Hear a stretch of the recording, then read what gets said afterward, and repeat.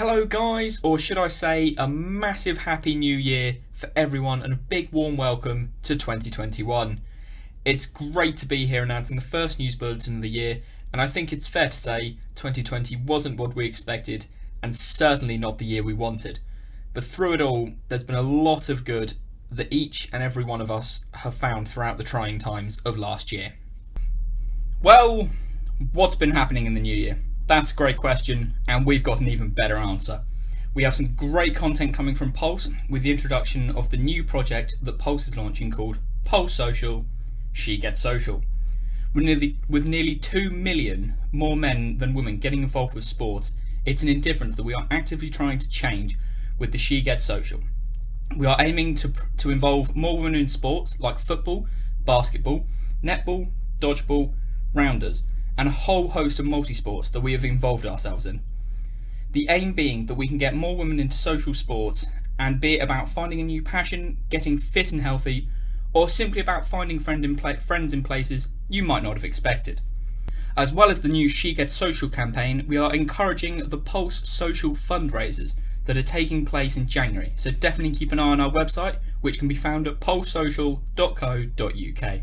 And obviously it couldn't be the early January season without including the mention of the FA Cup third round that's taking place on the 9th of January, which will see 32 matches involving 64 teams battle it out for the next round of the FA Cup. As well as that, we have two fantastic articles set to be published throughout the year. One is looking at how youth are affected over Christmas without consistent access to sport, whilst the other will be looking at how mental health within men is affected and what campaigns are out there to help us fellas with mental health issues. Meanwhile, we have had two great speakers come on and give their time. We have Madge, who is a community volunteer boxing coach, as she talks about her family values and how the gym can be an intimidating environment, but what steps can be taken to just encouraging people to start going in there again. While we also have Laura speaking to us about her time as a volunteer coach for an under-12 girls football team and her experiences, challenges and triumphs that she's had to overcome. Of course, we are always encouraging sports and following sports, and especially after Christmas and New Year comes the inevitable New Year's resolution. For some, it can be a chance at a new beginning, but I have some advice if I may. 80% of people by mid-February will fail their New Year's resolutions. It's a tradition, it's a tough fact that many will face, but it's hard when it happens. But for many, simply, the aim is too big. I want to lose weight. I want to speak fluent Spanish by the end of the year. I want to save enough money to buy a boat.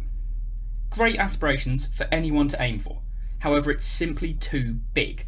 Not the goals themselves, but the ideas. By simply saying that this is going to work, instead of saying, I want to lose weight, simply say, I'm going to join a gym and go once a week to start off with.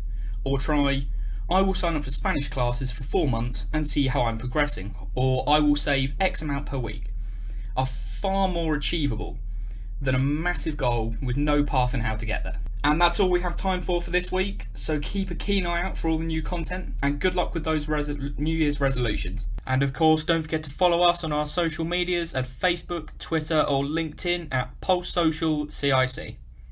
Thanks for listening this week, good luck out there, I'll see you next week. Bye!